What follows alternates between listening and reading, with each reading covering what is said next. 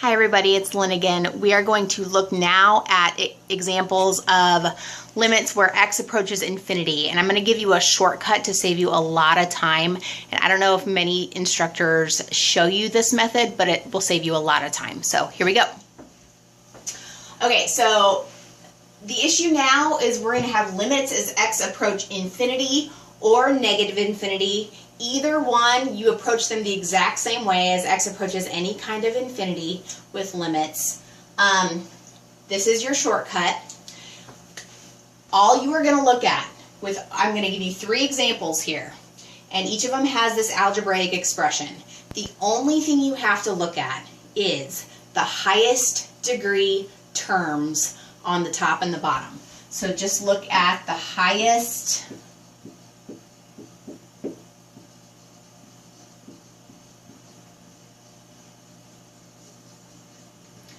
degree. All right, so this will enable you to answer this question in literally a split second. You'll know the answer if you just remember these 3 cases and the rules that go with them.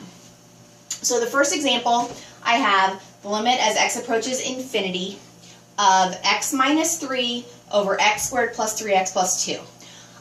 Now, when x is approaching a number here, you have to really pay attention. When x is approaching a number, remember, we would look at this and we would say, oh, that looks like I can factor it. Let's try to factor it and cancel it and do all kinds of algebra, right?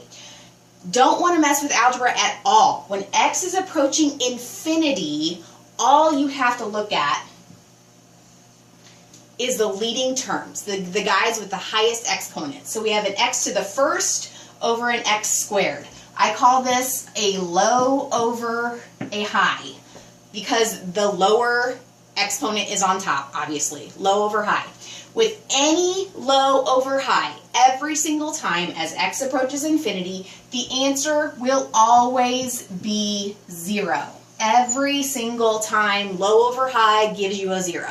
Look at the problem, don't do any work. If it's low over high, you know the answer is 0 for a limit as x approaches infinity. Next case, limit as x approaches negative infinity. Same approach. Just because it's negative infinity doesn't mean you do anything different. It's just the same approach. We are going to focus in on the highest degree terms. So I'm just looking at 2x squared over 3x squared. I'm not going to factor. I'm not going to do any algebra. Looking at the leading terms here. And when they have the matching exponents, I call this equal over equal, equal over equal. The answer is always just the leading coefficients. Basically, numerically, if you care, what happens is as x gets very, very large as it goes to infinity, the x squareds and everything else essentially cancel each other out. So you're just left with 2 over 3. The limit is just those front numbers, the coefficients, the 2 over 3. That's it. Look at the problem, don't do any algebra, you know your answer is 2/3. That took a split second, right? Okay, so we have the low over high, we have the equal over equal. The last case should be obvious, the limit as x approaches infinity. Now we have an x cubed minus 4x over 5 minus x. So again, not going to do any algebra, no factoring, none of that stuff. X is approaching infinity, so we just look at the leading terms. Now, trick, be careful. The lead term up top is x cubed. What is the highest degree term on the bottom? It's actually x to the first.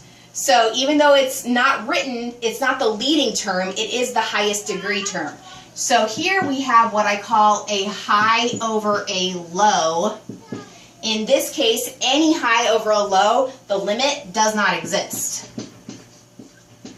We can go a little bit further with this one to say the answer they might want you to give is going to be infinity or negative infinity, but in this case, I'm just going to say the answer does not exist for a high over low, and then I'll do another video to go into this a little bit deeper. For now, I just want you to remember these 3 cases. As x approaches infinity, pay attention.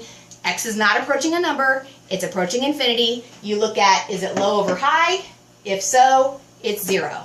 Equal over equal, if so, it's the leading coefficients. High over low, limit does not exist, and you're done. So hopefully that saved you some time on some quizzes and tests. You don't have to waste your time doing a lot of algebra. Hopefully this works out for you. Thanks, guys.